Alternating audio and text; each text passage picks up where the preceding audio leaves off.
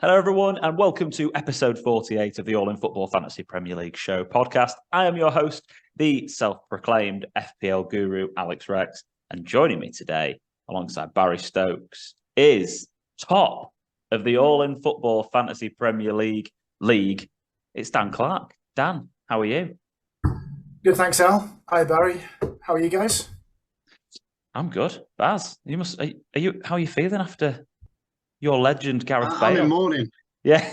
I'm in mourning about Gareth Bale. It's one of them, but we'll touch upon that in later on. So yeah. We will do. We'll get to that. I'm good, thanks, Dan. Cheers. Well, Happy New Year to everybody. First podcast of 2023.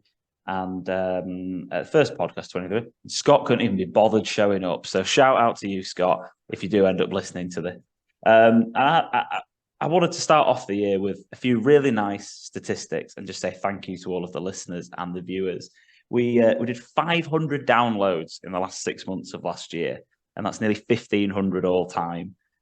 So thank you all so much for being bothered to listen to me ramble on about fantasy football every week. I really appreciate that and your support. And we've had 18 subscribers on YouTube now, and that keeps going up, but we've had over 1,000 views. So don't forget to like the video and subscribe to the channel, and also do the same on all of our social media platforms, All in Football Pod, All in Football P, on Twitter, Instagram, and TikTok. Right. I've got some league admin to do first, boys and girls. And there it is, top of the league, but whatever, Dan. We'll get to you in a minute. It's all right. Stop hogging the limelight. Manager of the week for game week 17 was Richard Clarke with 108 points with Life of Brian. Well, I mean, what a ridiculous game week. 108 points. He knew about Luke Shaw before everyone else. Salah, Rashford, Haaland, etc. And game week 18 was Lewis Evans, which I will go back to. Well done with your text straight away. Lewis FC, Lewis Evans with 75 points here. Van Dijk now injured, and Ivan Toney also injured. Also, manager of the month, racing through these things for December, Lewis Evans. Well done to Lewis. 182 points, just edging out Neil Ladd with 167, equal with Richard Clarke. There was only 2 game weeks in this game week. And who's this in fourth? Is this Barry Stokes? You had a good couple of game weeks. Just miss out. Good. I'm looking at the meteoric rise of 7th place there. Oh, well, we can talk about me as much as you like. I've now gone up to 2 point something million in the world from... I was actually at a low of 7.5 million. That was... and it wasn't just a low in FPL. That felt like a life low for me. That lie. It was funny. I was sat in the office, and everyone was like, "Alex, why are you like 17th in our work league? You're normally like right near the top." And he said, "Are you not trying this year?" And I was like, "What?" You claim that this whole pod is like some sort of social experiment. I mean, yeah, do you know what? It is. But no, the thing is, for me, I was like, "Sorry, everybody, I'm genuinely trying really hard." And it's just not working out for me this year very well. But game week 19 still has 1 game week left to go in it, and that game is Fulham against Chelsea, which is going to happen on Thursday. We're recording on Wednesday prior to the second set of quarterfinals of the Carabao Cup, which will obviously quite heavily affect what's going to go and happen with fixtures moving forward. We'll get to that in a bit. The man who's going to be manager of the week, barring some sort of ridiculous returns for Andreas Pereira or Cucurella, is Dan Clarke. And Dan, this week, you played your bench boost. So I wanted to touch base with you, and you've smashed it, by the way, for everyone who is listening on the podcast. Ramsdale with 6, Somerville 4, Castagna with 1, and Nonto with 9. How have you approached this season, Dan?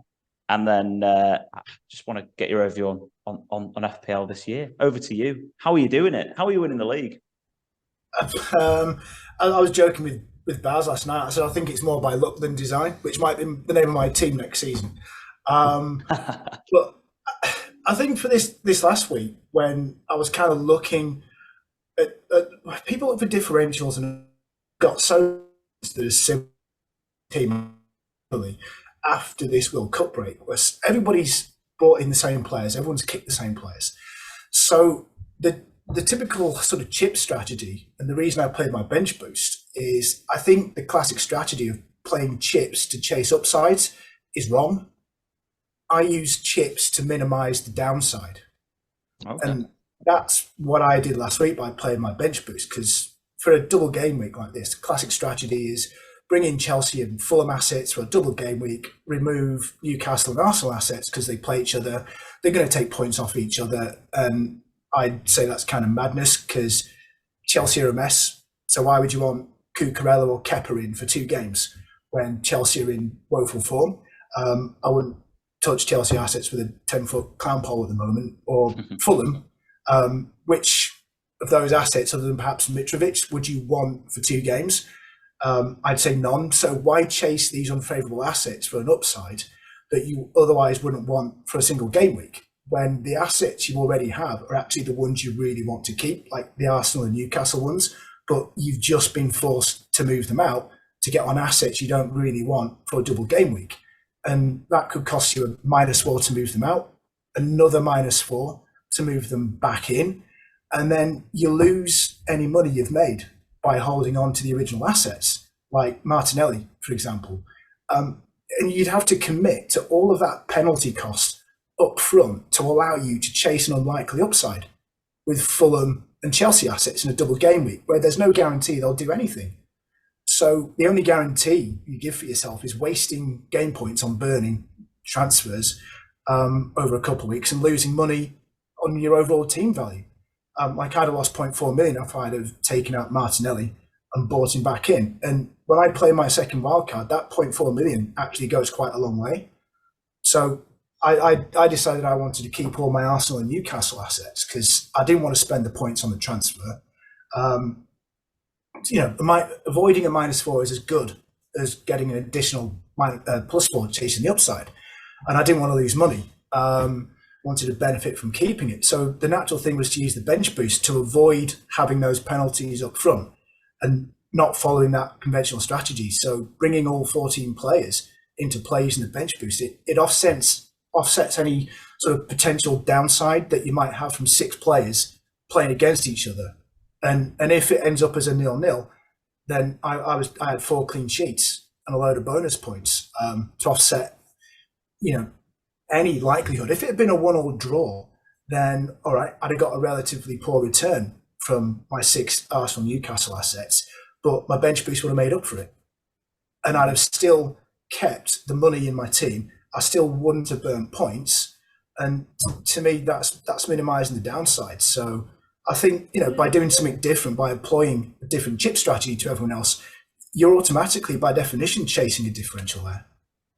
It's an interesting concept to use the chips defensively rather than offensively in that sense, because, and I also think it's difficult with the bench boost because sort of last season it was relatively obvious when the bench boost was going to be used by everybody. It was like game week 36 and everyone had a double game week that week, so everyone was just going to use the bench boost, and it's a fine balance, because I think you're kind of going off the thought process that the chips are kind of overrated with that. Because people see them as this thing to give you a massive points boost, but why not use them as something to avoid having a lousy week? Yeah.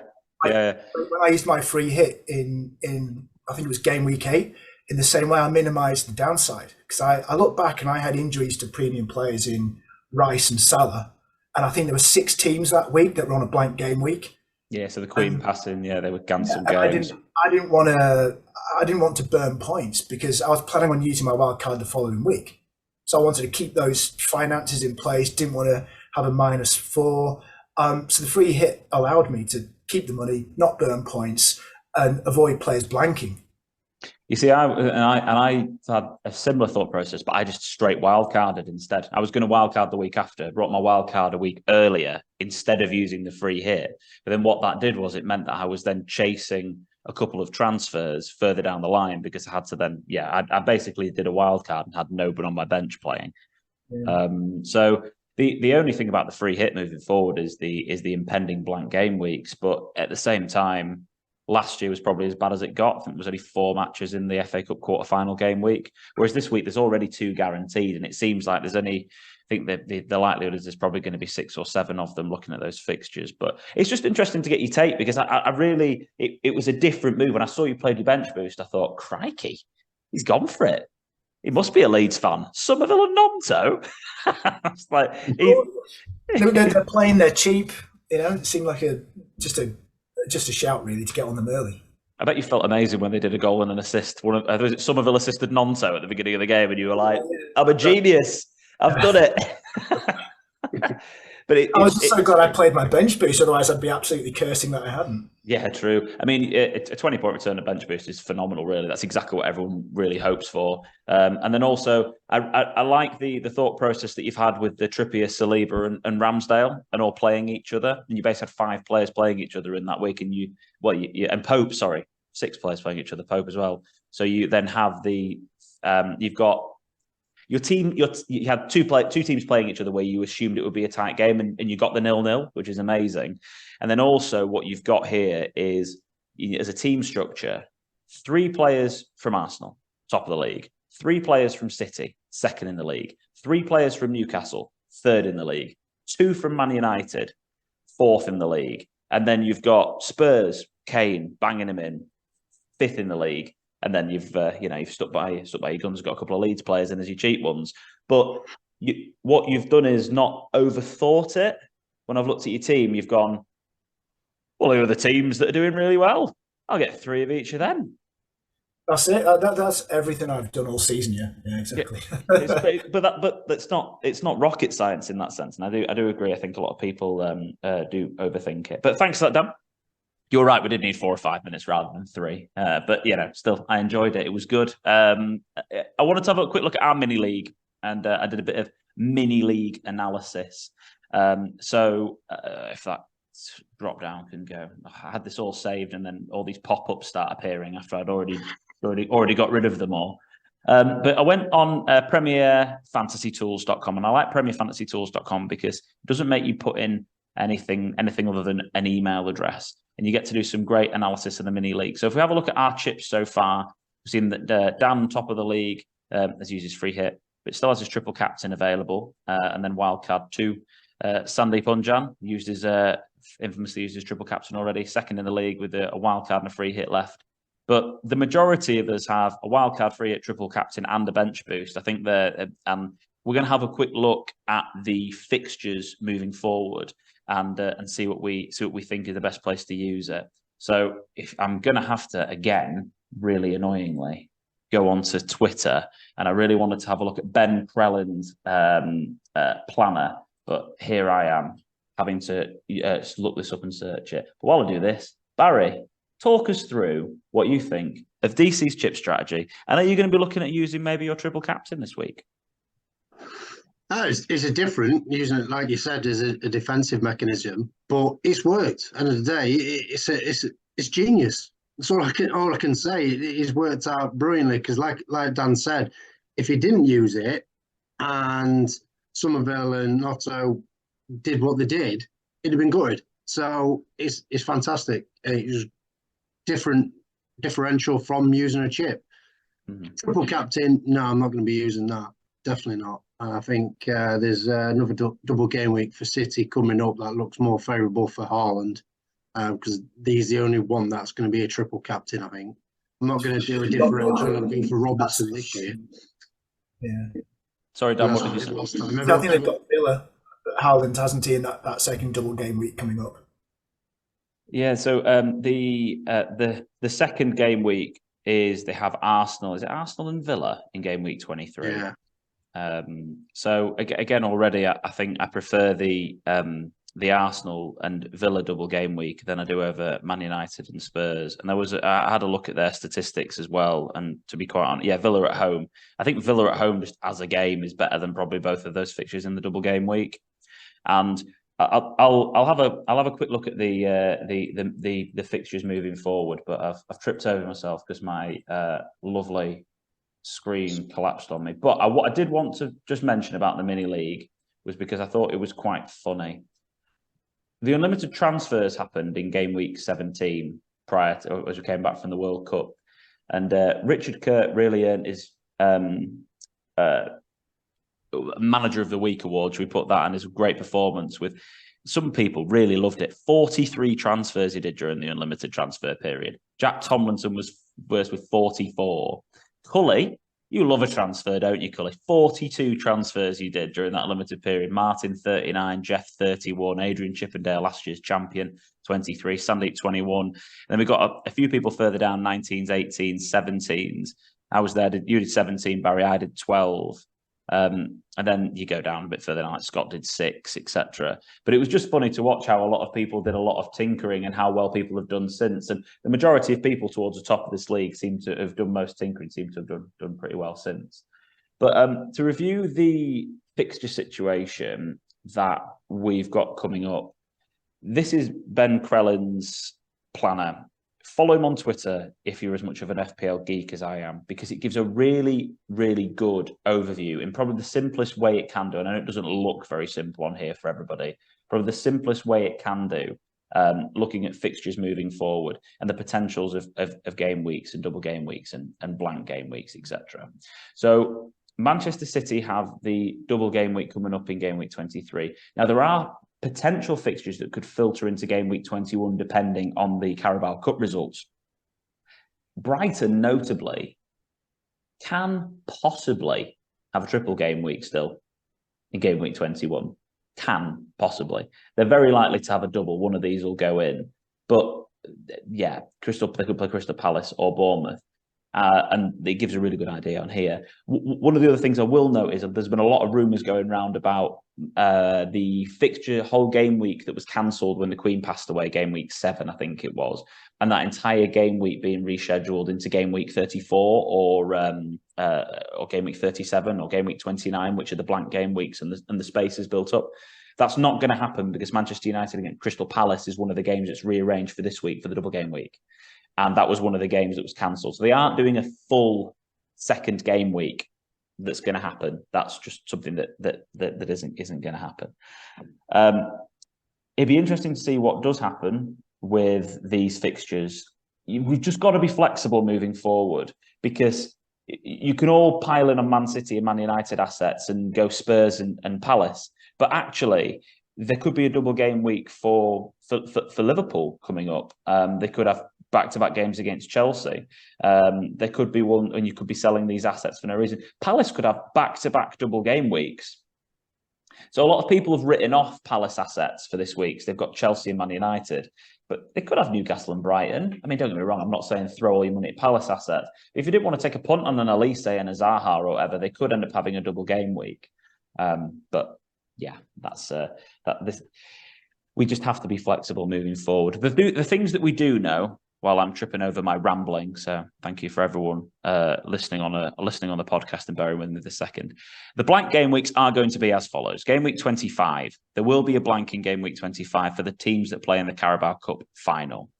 There will be blanks in game week 28 because that is when the FA Cup quarterfinals are, and there will be blanks in game week 32 because that's when the FA Cup semi-finals are. So those are the 3 game weeks where there will be blanks. They will be caught up for dotted around here and there, but the game weeks that are set aside for these fixtures to be rescheduled are game weeks 29, 34 and 37. So when we were discussing Haaland's triple captaincies potentially before and using it this week rather than other ones, yes, he's got the double game week in game week 23, but there's an opportunity, there's a chance here that he might blank in game week 25 if they make the Carabao Cup final. And at that point, then that's a Bournemouth rescheduling. So that's something that could happen. That fixture could drop in. West Ham at home, if they make the quarterfinals of the FA Cup, is another fixture that could be rescheduled. And also Brighton away. Now they face Fulham in game week 34 at home. So there's a chance that there could be a double game week where they play Fulham and Bournemouth, Fulham and West Ham, or Fulham and Brighton. I'm not saying that we should put so much weight on the triple captaincy that we should wait, and this might be a prime opportunity like we had with Salah last year. We played Norwich and Leeds at home back-to-back and everyone smashed it. But I do feel like there are better options moving forward. I didn't get your thoughts on triple captain this week, Dan. I don't think already. I know Barry said no. What are your thoughts this week? I'm half tempted, but I think most people might be looking at triple captaining Rashford or Haaland. I think Harry Kane could be in the mix for a triple captain. He loves the big games. So I've got all three of those assets in my team. And Rashford, for me, is not one that I would be considering. Okay.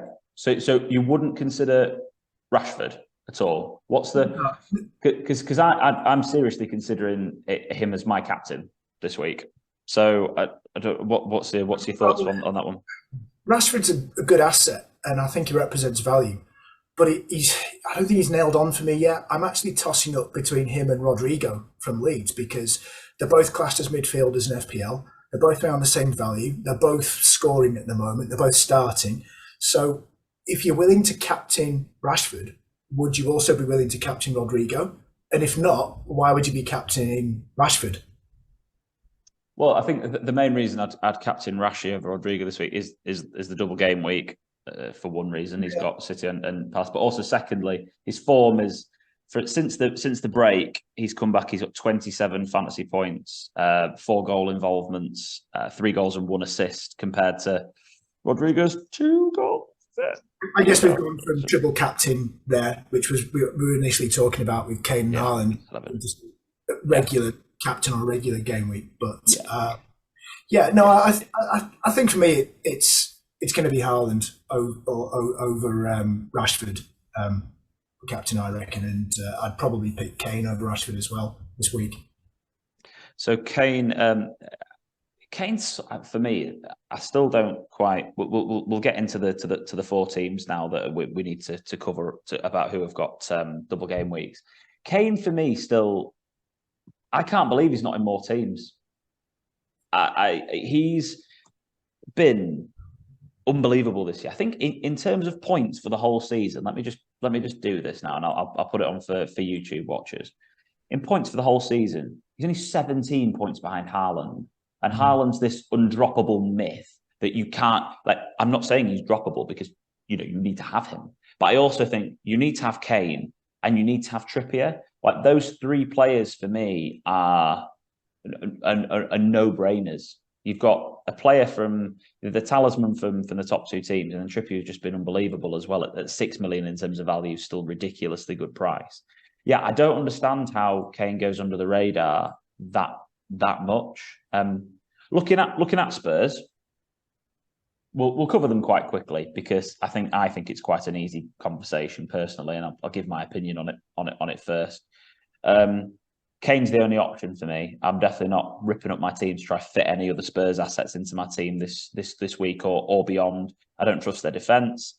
Son's been too intermittent. Kulusevski's just coming back from an injury, but he's the only other asset that I would consider if he was fit. And any further advance on Spurs from you guys in terms of thoughts on these guys? I've just got Kane and Kulusevski anyway, so I'm sticking with them too. If I wanted to have a wild shot, I'd probably say Brian Gill. He passes the eye test, as Scott says. Mm-hmm. So, and he's cheap. I wouldn't have anybody other than Kane at the moment. Can't see them really keeping clean sheets or banging 4 or 5 across Arsenal and City. Hugo Lloris doesn't look like the force he once was. Mm-hmm. So for me, there's only one Spurs player I could really have in my team this week, and that's Harry Kane. Yeah, I agree. So we'll move on swiftly from Spurs. Let's do the Manchester City discussion, shall we? Because I've seen a lot of conversation on the Fantasy Premier League community and on Twitter and across content creators this week. And a lot of people are saying, I saw one piece that was by FPL Mate, who's one of the most followed guys on YouTube, and he said, "Keep Foden, sell Cancelo," and I don't really get it. personally. I know Cancelo hasn't played that much since the World Cup, and obviously with City's new formation, which they seem to be playing at the moment, Rico Lewis seems to be favoured over him. But I don't understand why you'd keep Foden but sell Cancelo. I mean, if you're in the mindset to sell them, I'd sell both of them. But for me, I'm going to hold Cancelo for the double game weeks because I think they're playing a couple of top teams here, and I think Pep has got the ability to lean back on those guys. But I do think that it's De Bruyne, Haaland, and probably Stones are the best options and most reliable, or a Kanji like you've got, Dan. Barra, I'll come to you first on City assets. Are you in the camp of gambling on Pep roulette for midfield, or what?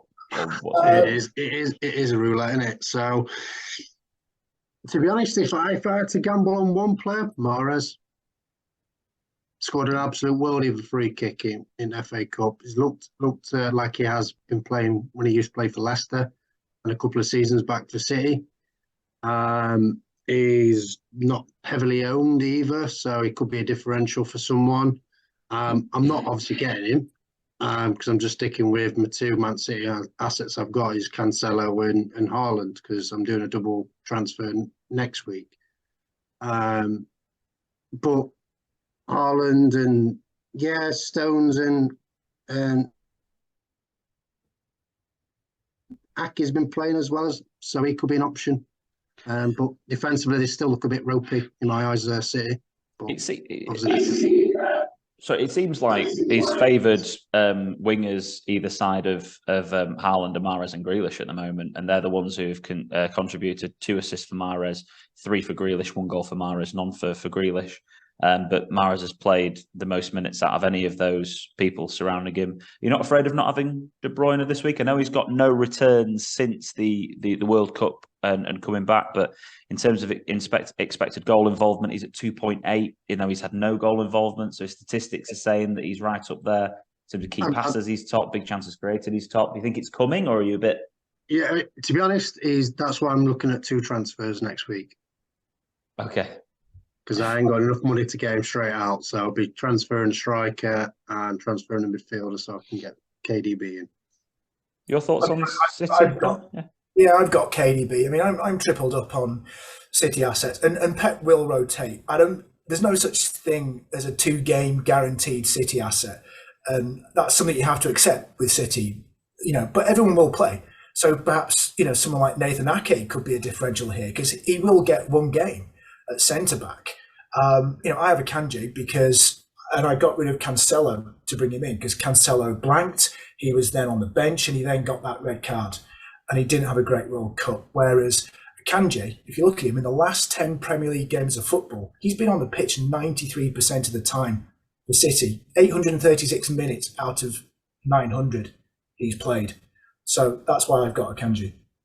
Yeah, I think you're right in terms of the way they play in the system. I think it's Stones, Akanji, and Ake seem to be the 3 players that he's going with. It just goes to show how good of a coach Pep is because he can go with that Diaz and Laporte, who quite probably are the best centre backs, and he plays a different system and it all works really well. But there's no space at the moment for Walker and Cancelo. Rico Lewis needs to be pointed out. 3.9 million. He's like 0.5% owned. With Patterson being injured, for an example, if you can't afford to do any sort of big surgery to your team, why not take a punt on him? But if I'm honest, City's defence isn't something that I'd touch on either. I mean, in terms of goals conceded since the World Cup. So since they've come back, they've conceded 2 goals and they've only kept 1 clean sheet, whereas you can get on the Man United and Newcastle defenders who haven't conceded anything. Now, actually, the one thing I would say on top of that is if you are a big stats person, is City have the best expected goals conceded number in the league. But yeah, I mean, XGC versus actual GC. I mean, goals conceded is actually what matters. Yeah, to wrap up the City chat, quite simply for me, Haaland, obvious essential. Move on from that very quickly. De Bruyne is an asset where the points are coming. I feel like, but if you wanted to take any punts on wingers, I think it's Mahrez and Grealish is 6.8. And if you want to go for a punt on that, then fine. But yeah, Mahrez would be my main person, and I like the Stones and a Kanji shouts or Raki. Manchester United, your favourite team to talk about, Dan, I'm sure, because they are mine. Asset wise, I mean, we've won like 11 out of our last 12 games. This whole thing about we've had 3 fixtures when we've come back, and all they've done is win a cup game and beat Charlton, and yeah, but it's not just the 5 games we've had since the World Cup; it's everything before it, and it's definitely looking better. I don't have Luke Shaw at this very moment in time. That was a mistake. I brought in Cucurella instead of Luke Shaw. Should listen to you, Dan. That was a bad move. I'm happy with my United assets in Shaw and Rashford. They'll both play this week. I'm not looking at bringing in a third. I've got my balance. I think 2 is as many United players as I could have, quite frankly, with a clear contract. I was going to say, you can't stomach anymore, can you, surely? I'm sticking, yeah. I think maybe there'll be some rotation, but I think you're getting to know what the strongest United team is now. Yeah. I think you could probably pick that team lineup most weeks. It doesn't get rotated in quite the same way. I think they're going to be doing quite well by the end of the season. Yeah, for me, the value in Rashford is still great. The value in Shaw is still great. I've seen a lot of people put Wan-Bissaka in because Dalot went off injured in the cup. I don't know if that's. I mean, Ten Hag definitely favours Dalot, so I wouldn't be punting on Wan-Bissaka at 4.3. And I've got David De Gea. If you were looking for someone cheap, I mean, Casemiro, the numbers are decent. The person that's really the classic fantasy asset of he's too expensive, so we can't go for him. But actually, in terms of expected goal involvement, he's top is Bruno Fernandes. We don't talk about Bruno. Too expensive. Unfortunately, it's the case, isn't it? When you've got such value in these other players. If he was 7.5 million, he'd be like, I'd be thinking about him. But he can't at 9.8. Yeah, you can't get there from what Rashford's valued at compared to what Bruno's valued at. I just can't get there. Nah, no chance. Yeah, if anything, if I wanted a wild punt, I'd probably pick Anthony. Yeah, his goal against Charlton was class. You know what he's going to do: cut in and bang. And do a little fancy spin as well. Of course, little twirl. Martial 6.6. Now this is somebody that I know we're signing Weghorst. It seems if that gets done, but he won't be done in time for this double game week. So Martial looks like he's going to play through the middle. Your thoughts on Martial? One goal in 3 games so far since he's come back. It's a no from me personally as a United fan. But your thoughts on Martial as a potential third option for Man United up front? Not danger enough for me. I think Rashford does all the damage, and I think Martial doesn't really do enough for me. I don't think he's going to bring him in. I don't think he's going to really play. He's going to really start. You just don't. He's got a pretty settled team. I don't think he'll rock the boat and bring him in. Yeah. So I think what we're looking at here is Rashford and Shaw, and I've got David De Gea, so I'll be holding on to him. My difficulty is I've got David De Gea. We've got City and Palace. I bring in Shaw in. I know Shaw, you do it for his attacking assets as well. I'm just not comfortable with doubling up on United's defence. It makes me feel. I know they've kept 3 clean sheets in a row, but that is where the fixtures are really in our favour. I probably end up comfortable though. They look comfortable at back. Yeah, I know. I'll probably end up bringing Shaw in as well. The benefit of it, the game makes saves. You get obviously bonus points for saves. He's been there or thereabout for bonus points as well. Shaw's attacking returns is good. So I'm going double Man U because I've got the same 2. I've got basically the same assets as you, Alex, for Man U anyway. Yeah. So I think it's going to end up being that way, isn't it? Probably going to have to double up at the back, but we'll move swiftly on. I think that covers off all of that to Crystal Palace, who might have a double. I know all those fixtures are hard because there'll be 4 teams in the top half of the league, and I think 3 of those teams would be in the top. Chelsea. Yeah, all the teams in the top half of the league. Elise, he's got 2 goal involvements, which are both assists in 3 games.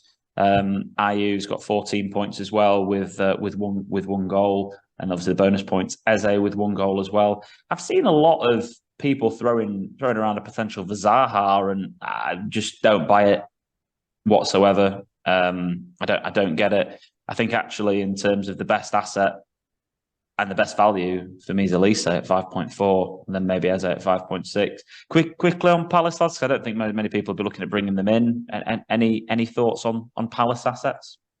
Another wild shout. Guaita makes saves. Yeah. I'd go with that as well. He's the only Palace asset I'd look to bring in is Guaita.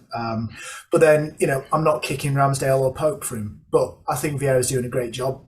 I'm still not bringing Palace assets in because who am I going to kick? They've got some great players, but there's better value propositions out there, I think. Yeah, they're not consistent points providers. They lost 3-0 to Fulham, beat Bournemouth 2-0, and then lost 4-0 to Spurs. They're just a weird team, Palace. They're such a 12th place team, aren't they? They look like they should be lower than 12th, but somehow they're not.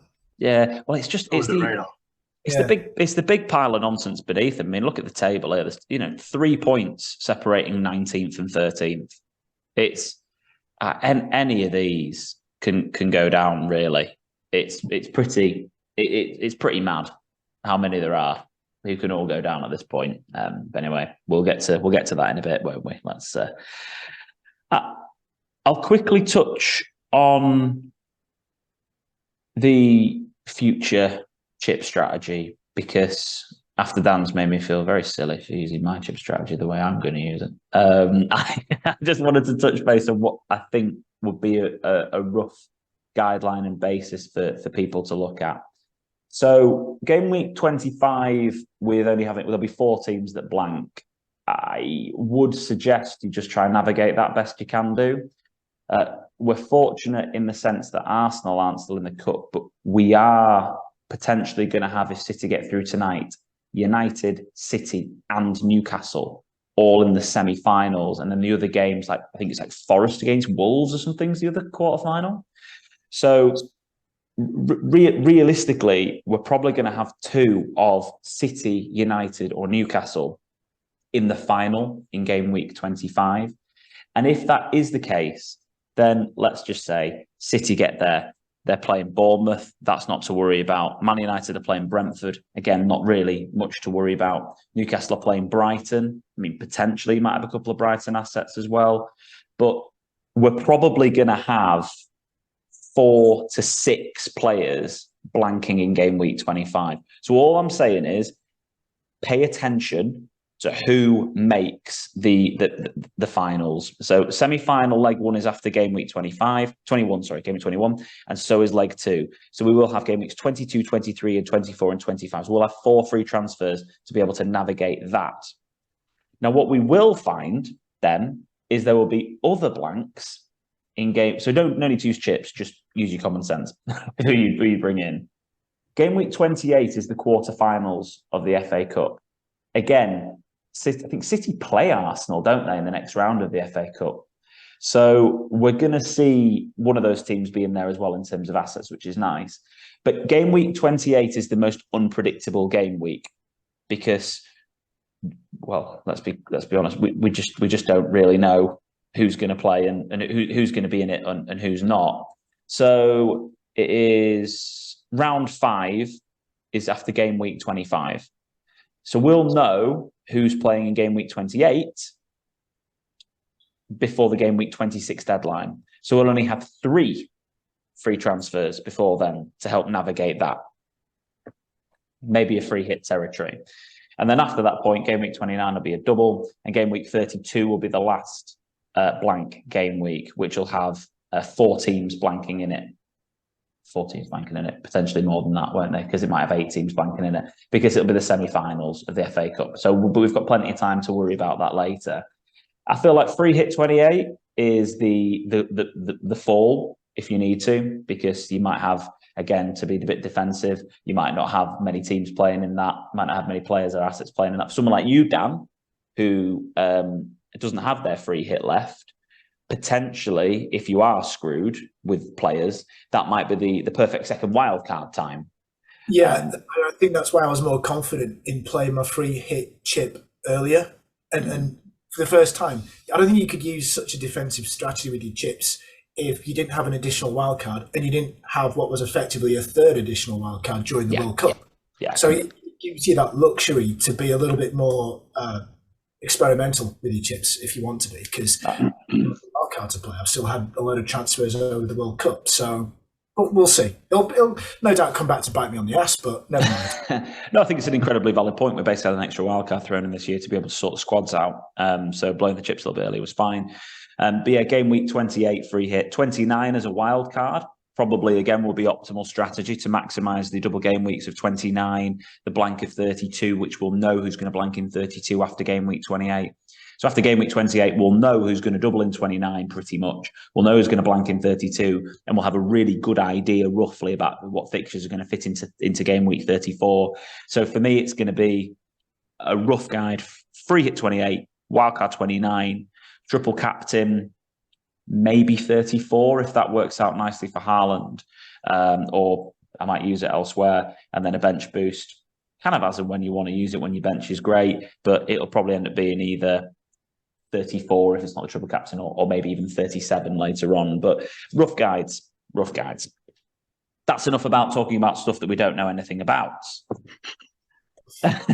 Let's move on to FPL questions. So I had one question. The first question came in was talking about options of single game week players. So if we have a look at the fixtures, are we overlooking players basically for single game week? So I had a look at the fixtures all the way up until that game week 27, because those are the fixtures we're gonna have a look at. And what I wanted to do was to include and exclude fixtures. You can do this in the Fantasy Football Hub. So I wanted to take out, because these really get heavily made biased by double game weeks, 23 and 20. And you can see here that at the top, you've got Brentford. Now, Brentford have got Bournemouth at home this coming week, then Leeds away, Southampton at home. They've got Arsenal, then Palace. So they've got 4 really quite favourable fixtures in the next 5 for the face United, Fulham and Everton after that. So they've got a really good run. The only option I would consider from Brentford, though, is Ivan Toney, and we still have to wait and see if he's going to be allowed to play or not. I don't know when the verdict's going to be on any of that stuff. But Brentford assets, lads, and any additional ones on there that you'd consider? Raya, I think for me, So got Raya, keeping option. Raya and Wisa. So as a keeping option, yeah. I think Raya's interesting because in terms of the goals that they concede, they've conceded 3 goals with an expected goals conceded of 4.7, and then so he's outperforming his stats since the World Cup. They should have conceded more, and he's obviously making the saves. And Raya as well off the back of that's got 2 bonus points and 15 points since the return. Tony obviously 17 points in 1 game less. He's by far the best asset, obviously. But Visa, Baz, talk to me. 5.3 mil midfielder. Well, if Tony gets suspended, he's technically still injured at the moment. He's 50-50 chance of playing. Wisa's stepped up to the plate and looked a player. I've always liked him anyway. He was linked with Swansea quite a couple of seasons back, and I thought, yeah, he'd be a good player for us, but never came about. Also Mbembo as well looks a good player, but 5.8 for a forward. He's not probably going to get a lot. So for me, I'd go for a Wisa if I had to pick one of them. That's who I would pick. The other team that's features quite well on this list, I mean, Everton and Leeds assets. You've got a couple of Leeds assets, Dan, but I think generally speaking, the Leeds assets are get on the cheap ones. I mean, maybe a Rodrigo's the only other one other than Nontos and Somerville's. I'll stick on that for a sec, Dan, because obviously you'll have an opinion on Leeds being a season ticket holder. Any other assets from a Leeds perspective that you would consider us looking at? I'd say avoid the defensive ones. Put it that way. Attacking asset. I think Leeds can provide a couple of cheap options. I've got them both, Somerville and Nonto, in players that will offer a threat, an assist, a goal, something like that do play, that are cheap as chips. And they're good because then it's not like they're a cheap asset at somewhere like Arsenal or Newcastle when you want three really good assets that you want to put some money into, you can get a couple of cheap assets that are absolutely fine. Doesn't matter whether they sit on their bench. Doesn't matter if you have to bring them in a week and drop them again. So that's what Leeds is for me. I don't like to have too many Leeds assets, because if you have Leeds assets in your team and you're a fan of that team and they play, when we win, which is a rarity, it's great, it's fabulous. But when we lose, which we inevitably tend to at the moment, and you've got Leeds assets, God, it's like the world's collapsed. Yeah. That's how I felt about United last season. I didn't touch it with a barge pole. So I completely agree with that. And then at Everton, I wouldn't be touching at all. The other team that's on... We're dismissing them quite heavily. Only one player I would have is probably Damari Gray. It reminds me a bit of a Rashford. When he ain't got confidence, he looks shocking. But when he's got confidence, he looks a player. I'll give you that, because I watched Everton play United, and he hit the post. And you can know when you watch a player, he was walking around like someone had just pumped him up. Yeah, swagger. Yeah, you could tell he did look confident. I still wouldn't touch him, but and 5.3, 0.7 owned. So I appreciate you sticking up. I think everyone else is non-touching as well. Yeah. The other team to point out are Brighton. Now, I wouldn't be investing in them this week, but I thought it would be good to bring them up anyway. So it was Brentford with a team, but I want to touch on Brighton because they seem to be doing really quite well. They've got Liverpool at home this week, which actually is quite an easy fixture these days, isn't it, Cully? So and then you've got Leicester away, Bournemouth at home, Palace away, Fulham at home, Newcastle away is obviously tough, West Ham and Leeds. So that Brighton have got a fantastic run of fixtures coming up. And it's just worth, and they might have a double game week next week as well. Maybe even a triple. And the teams being thrown in there are Palace and Bournemouth. So their fixtures are only going to be even better. They're scoring goals for another one. So all over the pitch as well. Yeah, exactly. So last time I was looking at them and I was thinking, well, I wouldn't want to be investing in Brighton's attack. I want to be investing in Brighton's defence. And what De Zerbi's done is he's completely flipped that on its head. They've scored 9 goals in 3 games. They've been the top scorers since the World Cup. And they've actually conceded 6 goals. So they've conceded 6 and their expected goals conceded was 5.8. So they're actually doing worse than that. And their XG is 5.19 and their actual goals scored is 9. So they're outperforming that quite significantly. Brighton assets, we've got in terms of points scored since the World Cup, we've got Solly March at the top of 25. Matoma, 4.9 million, 17 points. Ferguson, a forward at 4.5, 17 points. Boys, I'm going to start with you, Daniel. Brighton. The best name. Yes. Okay, so I think the one player I might consider, you're not going to see at the top of the points scored since the World Cup, which is McAllister. Okay. I think it's an interesting one. 5.4 million, really low ownership. Surely his star's rising after those sort of World Cup performances. Only 2.9% owned. I don't know.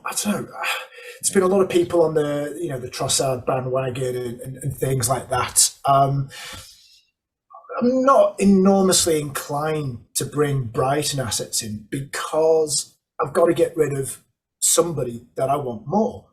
And at the moment, I've got De Bruyne, Martinelli, Almiron, and Rashford, and a cheapie in Somerville. Mm-hmm. So the thing is, there's nothing wrong with any of these Brighton assets. A lot of good suggestions there, but it sometimes comes down to who do you want more. I agree. It's the fifth mid. I don't want Brighton assets more than the ones I've got. It's the fifth midfielder, third striker option that I think they're great for. Like Matoma at 4.9 as your fifth midfielder potentially. Ferguson at 4.5 as your third striker potentially. Yeah, I agree with you. These guys aren't going to be brought in to be. I'm not spending 6.8 on Trossard. That's not what I'm not doing that. I guess the parallel is a little bit like my Leeds bias and saying bring in Rodrigo. And everyone's scratching their head going, why the hell would you do that? Well, it's that sort of similar thing. You bring a player in because you either have a fondness for him or you see something in him because you watch him week in, week out, or you're looking for that fifth player for the bench or something. So, yeah, for me, I like Brighton. I like the way they're playing. It's great football. They're kind of exciting to watch. but I'm not planning on bringing assets in at this stage. Yeah, I wouldn't this week anyway. I'm thinking more next week if the doubles kick in. But I think they're just a good team to get your take on as well, Barry. Similar to yours, Alex. Probably the two players are Matoma and Ferguson. Well, next week I'll be doing my transfers. Ferguson in and De Bruyne in. Yeah, Mitrovic and probably Pereira out. Easy as that. nice. Not Pereira, Kulusevski. Yeah. So you probably Sanchez maybe, but obviously they look a bit leaky at the back. Yeah. That's probably about it, really. Yeah, I'd agree with that. I think it's the right thing to do. Question we had come in, one of the Instagram ones we had come in was, should we have a sacrificial third substitute or have a full playing bench? And I think we've kind of answered that, really, in this sort of section, in the sense that, Dan, you've got Nonto and Somerville, players that could get rotated, but also could start a lot, but are lively. They could deliver points.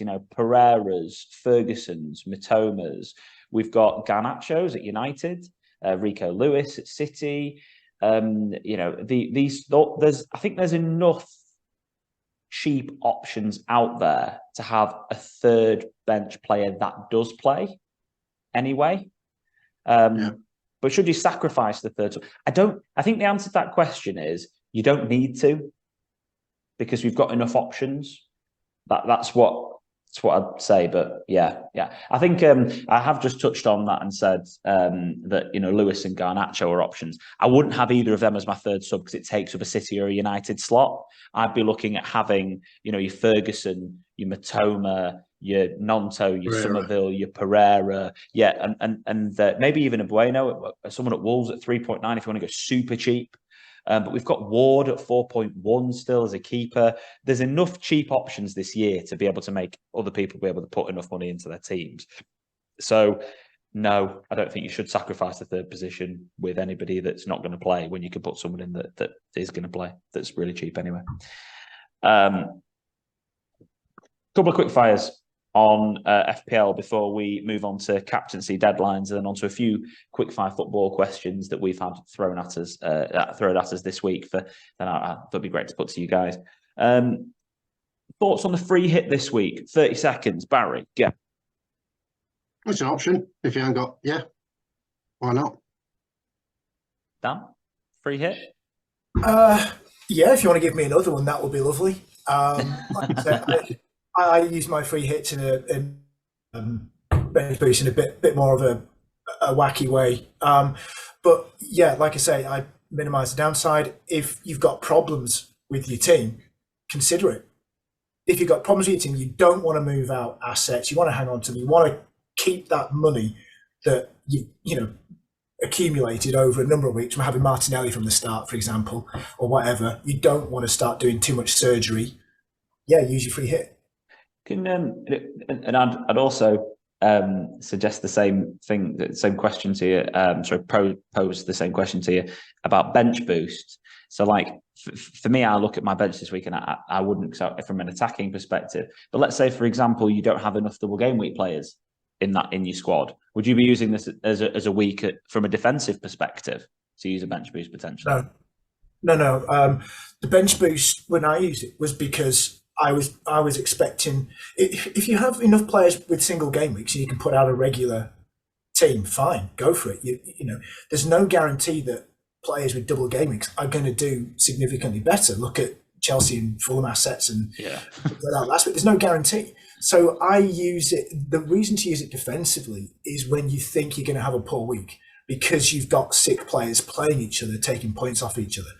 If you're in that position, use it. If you're not in that position and you've got two players from different teams, none of which are playing each other, taking points off each other, then bank it for later. It's going to be more value down the road. Yeah, fine. No, I understand that as well. Baz, is it worth taking a -4 for a double game week player? Me personally, no, because I'm in a situation where I'm quite comfortable with my team. And obviously, you know what my history with minuses are. So I'm not going to do anything drastic. There's no need for me to do it. But if you want to play catch up, then why not? Yeah. yeah, and I think from my perspective as well, I'd say generally no. It depends how bad your team is, doesn't it? Let's be honest. Exactly, yeah.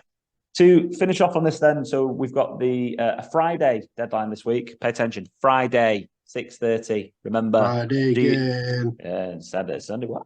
And you need to make sure that you do your team and do it before you start putting your tea on a Friday night. And you crack open that beer, unless you do dry January, then you crack open that Bud Zero. Leeds United are away at Villa, 8 o'clock, live on Sky Sports. Before we get onto the early kickoff, which is why Scott Williams will not be using his triple captain this week on Haaland or Rashford, because they play in the early kickoff. I know they've got another game, but he definitely won't be able to bring himself to triple captain someone in the early kickoff.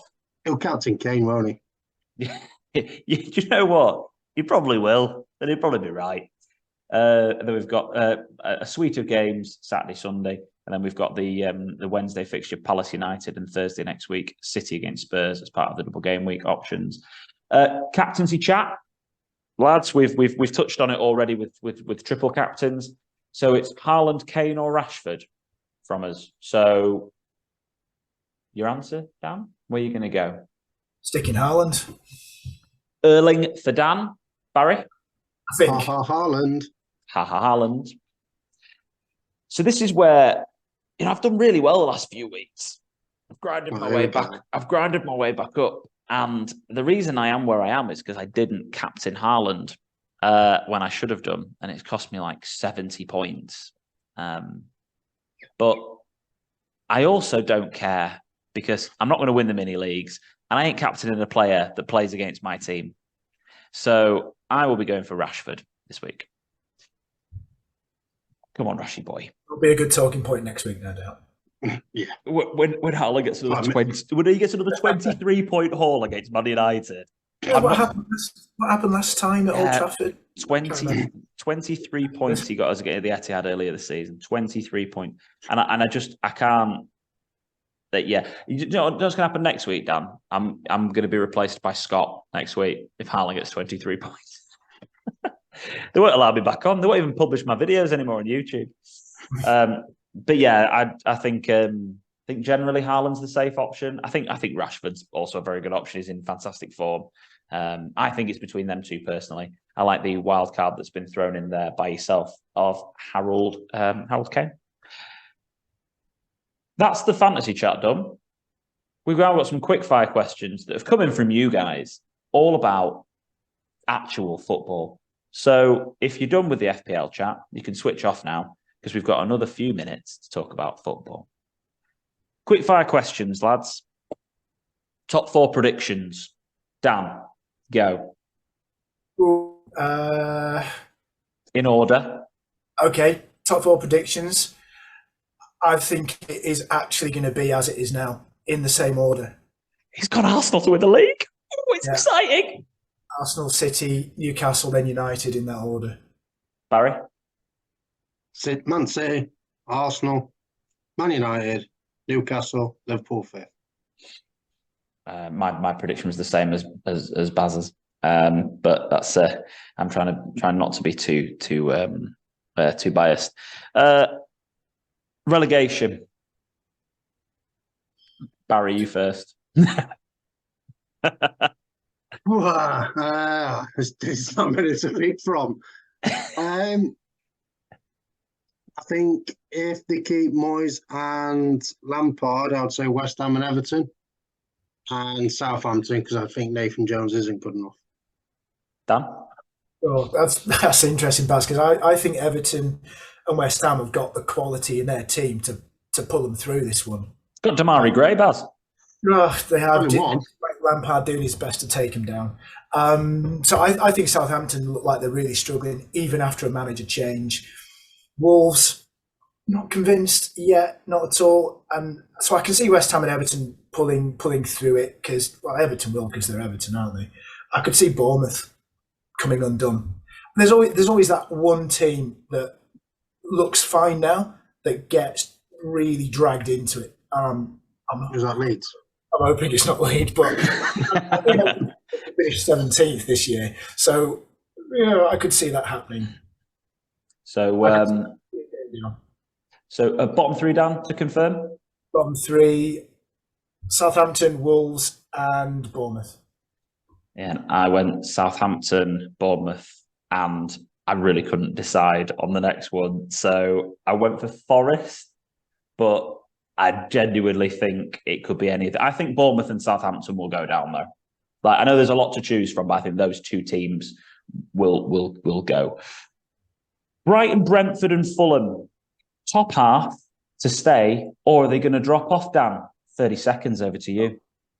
Okay, Brentford for me, definitely a top half side. Harmony throughout the club, they're well run, brilliant transfer policy. They've got like a proper togetherness. They believe in Thomas Frank. They're playing great football. I don't see them dropping off. The one caveat to that is Tony. Because if he's facing a potentially very long layoff, then that's going to be a problem for them because they're going to really miss them. Brighton, drop off, stay? Fulham. No, I don't think they'll drop off far. I think they'll be there or thereabouts, mid-table. Great stuff. Nice. I like that. We'll go for Bale, retiring too young. What is his legacy? Barry, I will give you a full minute on Gareth Bale. It's a bit harsh, isn't it? Do you want a minute and 15? Do you want a little bit longer? No, just a minute will be fine. All right, here he is. To be honest, I think he retired at the right time. He was keeping himself wrapped up in cotton wool as long as possible so he can get to the World Cup. He's seen out that. He's done brilliant. He's got over 100 caps for Wales, obviously leading top goal scorer. I'm quite happy if he comes as a coach as well, to obviously, because he did a lot for the young players coming through, and I think Brennan Johnson's game will improve massively if Bale tutors him. And I can't wait to see him in the PGA Tour. Quick one on this just to finish off the last 20 seconds, but do you think he got to the World Cup and realised I can't hack it at the top level anymore? Correct, yeah. He was a bit of a passenger for us, to be honest. He was like a luxury player, like a Laurent Robert, because I like shouting out wild players like I did. Bruno, Pedro Mendes, a couple of years back. Love that. I think he was a bit of a passenger. He's probably going to go on his back garden in Cardiff and play free holes because he's got the same golf courses of certain teas or something. I don't know. Well, if he is listening, Gareth, get in touch with me because I sell pubs and hospitality units, and I'll help you find a new one for your golf venue that you're doing, mate. Yeah, I mean, just give me a bell. Yeah, numbers in the description below. DC, 30 seconds on everyone's favourite Ronaldo to Saudi. Thoughts, go. Oh, that's not long. Okay, so he's the latest in a long line of aging sports stars to sell himself out and his legacy for one final payday. It's a political stunt, it's a PR stunt by Saudi. He's proven to be a liability in major teams like Juventus and Man U, where they can't afford his wages. So I didn't think he had many options on where to go, basically. But $200 million a year, tax-free, is $550,000 a day. So it will probably make you think twice about retiring. However, what I will say, just finally, in contrast, everyone is saying how amazing Messi is at the moment, like he's so virtuous. But in May, he signed a contract to be an ambassador for Saudi Arabia to help promote the World Cup bid. And according to The Athletic, he's getting paid $25 million a year for it. So he's entering the twilight of his career. What next for him? I do wonder. Will we be saying the same thing? He'll be the next to Qatar, almost 100% in my eyes, and because it's probably part of the deal for them to buy PSG and send a load of aeroplanes and whatever else they did into all that corruption. It's just sports washing, plain and simple, and he's going there because no one else will have him on his expected wages. Yeah, no. He should have retired. Should have retired, protect his legacy, such as it is. Aye. Weghorst to United, potentially. It's not happened yet. Success or failure? One word. Dan. Fail. Desperation. Barry. I like to see it work, but it's going to be a failure. My opinion. Don't think he'll touch the pitch very often. I don't really understand. It's because we just need a player to bolster our squad in case someone gets crocked. It's like the Bravka and Butland, like whatever. The hold up playing and the wingers running off him, and obviously if you put crosses in for headers, I think that's the only aspect. Really. Yeah, he's a 6'6" lump of pig iron. Welcome to the 1990s with the big man, with him and Rashford up front and loads of crosses flying in. I'm surprised he went actually, because he's a big Liverpool fan as well. He's not gone yet, but it probably will end up happening with it. Now, one player that has gone, João Felix, the 130 whatever he was million euro man who's not done anything since. Success or fail, Barry? Success, because everyone else has failed at Chelsea this season, so it could be no success. I love that. Yeah, DC? Oh, fail. Yeah, fail for me. Hard fail. Timo Werner, Romelu Lukaku, Chelsea in disarray. Don't know why anyone thinks that's a platform for Felix to be successful. I feel sorry for Potter right now. I think he's getting absolutely sold, to be honest with these players. Too much dead word at Chelsea at the moment. But we'll get on to Potter in a sec, because verdicts on new managers, one word, success or fail. Dan, you're first every time on this. Barry, you're second. Wolves, success or fail? Fail. Fail, Lopetegui? Success. Success for me. Southampton? Dan? Fail. Barry? Fail. Fail for me. Brighton? De Zerbi? Success. 100% success. Success for me. Unai Emery at Villa?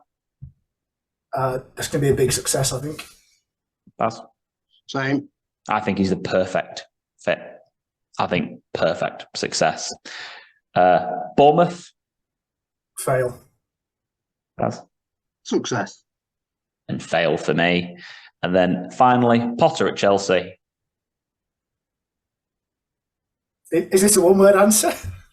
Well, let's over to you. You've got 30 seconds, Dan. Go on. Oh, well, okay. How to sum it up? Right manager, wrong club. Okay. So I rate him as a manager. I think he got everything he could out of that Brighton team. As a club, they bought and sold well. They backed him. He's not going to get that luxury at Chelsea. They need instant improvement. They sacked Tuchel because they were in 5th place. Now they're a solid mid-table team.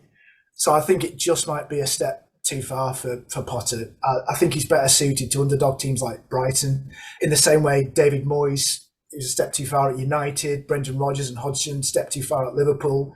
So I think he's in that sort of a mould. So right manager, wrong club for me. Baz? I think the player injuries haven't helped him a lot, to be honest. Kante's a massive miss for him. James in and out of injury. You've got Fofana, Chilwell, Loftus-Cheek, Mendy, quite big players. And Chelsea have got a lot of deadwood that players are just earning a living there. So if he gets time, he'll be a success. But with the new owner, would he give him time, give him money to spend? Because they've already spent, got 3 or 4 players in already. So he needs to hit the ball running, or I think he'll be out the door by end of the season. But I'd like to be him success, being an excellent. It's that the Thomas Tuchel thing. It's like Mourinho at United. It's they bought a load of players for quick fixes because it feels like they know they're not going to be there very long. Whereas you see Arteta, and I've been one of his biggest critics, to be honest, but finally he's got rid of all of that, the deadwood, that Pepe, Ozil, Aubameyang, Lacazette front four with Xhaka being your holding midfielder. Like, he's finally got rid of all of that deadwood out of the way, and now he's got a young, vibrant team that he's worked with for like 3 seasons now. Pep, gets to rotate his players and bring them all through. Eddie Howe's been given time. It's what happened to Spurs with Conte.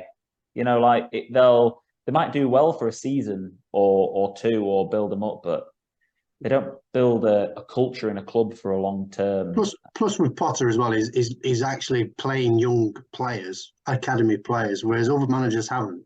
Yeah. Like that, what's his name now? Which one? Lewis Hall, left back. He looks so much better than Cucurella. Way better. He's got so play. He looks very attacking. He looks good defensively. I was like, he looks decent. He does. And then Hutchinson came on, and obviously they've got Warner as well now, a young player. So, yeah. And then that Zachariah as well looks a good holding midfielder as well. He looks really good. But yeah. Well, we'll wrap it up there, boys. Thanks so much for joining us today, Dan. Try not to get try not to get too dizzy at the top of that league. I'll be on my way down soon. Holding his nose, he's got a nosebleed. But yeah, and thanks again for joining me today, Barrett. Thank you to everyone once again for joining us on the All in Football Fantasy Premier League podcast and show. Don't forget to like the video if you're on YouTube and subscribe to the channel, and also give us a rate on Spotify and whatever else. Give us 5 stars. Because if you've listened this far, you definitely think it's worth 5 stars. Follow us on the socials, All in Football Pod, All in Football P, on Twitter, Instagram, and TikTok. And I'd like to just finish off the podcast by letting you all know that I'm now 29th in the league. I'm back, baby. I'm on my way. Let's see what I can. I'm not propping up the table anymore. Let's go. I'm going to make my way back. But yes, thank you ever so much for everyone for joining us, and goodbye for now.